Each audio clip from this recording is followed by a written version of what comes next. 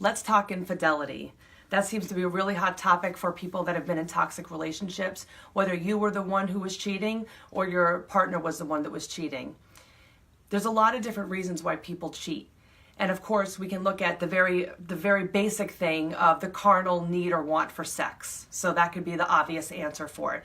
Yes, in the heat of the moment, the person wasn't thinking and they ended up having sex with someone. That's what people want to talk about and say that it's something that simple.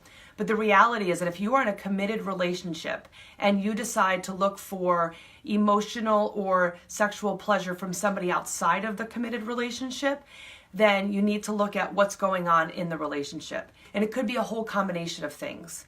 Is it you as the cheater? Let's just say it was you or the other person. The person as the cheater, let's just say that maybe they've never dealt with an issue that they had growing up. Maybe they feel insecure. Maybe they're looking for someone to make them feel good about themselves instead of finding it within.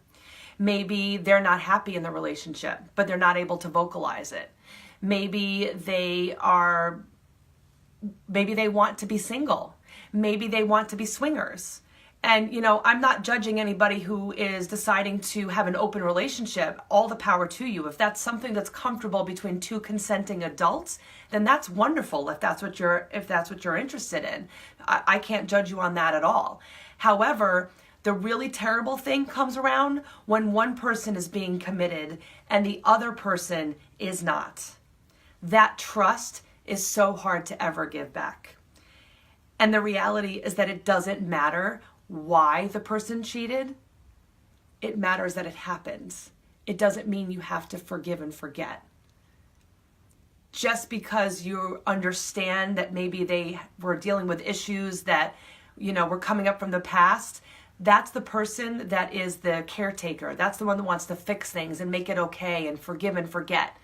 Keep in mind that someone who is cheating, if you allow them to continue cheating, or if you're the one who's cheating and you keep doing it and you don't tell the person, or you don't leave the relationship yourself, then it's going to keep going.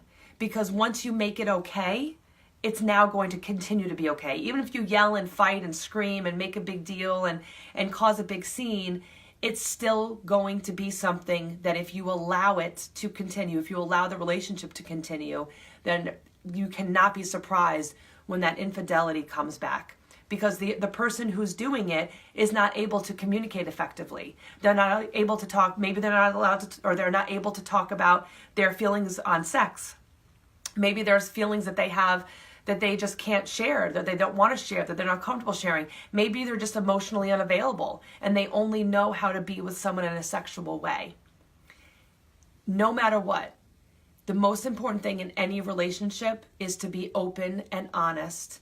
Remember, you're supposed to be with your best friend, and your best friend would never do that to another best friend. I could never imagine lying to my best friend, especially not about something so major when it comes to sex. Because again, obviously, you can bring in an STD, or there can be a pregnancy, or there can be something else. I mean, why would you not say that to your best friend? And why would you, knowing that your best friend cares about you and loves you and wants what's best for you, how could you do that to somebody else? And think about that from the two different perspectives. So if there is a sign of infidelity, then it's a very good sign to leave. And I'm going to throw this in there too. When I was with my ex, I remember being accused all the time of cheating. And I can tell you that I never cheated. And the thing is that the more you're told that you're a cheater, the more you're asked if you're a cheater, you start really questioning, well, why would this person think that when I'm the one who's not cheating? Well, it could be normally one of two things. One, the other person is cheating. Or the other person is so insecure because they know that any person that was in their right mind would not be putting up with how they're treating you. So if someone is accusing you of cheating and you know that you are not doing that, then it's a really good big red sign, or red flag, I should say, to end the relationship. Life is too short to spend it fighting and arguing and wasting time over these things.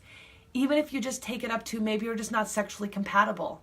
Maybe the sex isn't there and you're not looking to reconnect and rekindle, so the person's going out of the relationship. All of those things are red signs or red flags.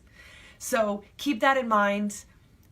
keep working towards you, and don't let somebody else kind of put that mist in front of you and start letting you second guess yourself that maybe you're making a wrong decision, or that you feel so committed to this other person that you're going to stay with someone even though they're cheating, or you're so committed to them that you're going to cheat on anyway and stay with them. That's not commitment, and that's not fair to anybody. It's actually one of the worst things you could do to somebody. So be true to yourself, be honest, start communicating, and the world will be a better place if we're all just really true to ourselves and true to the people that we love especially.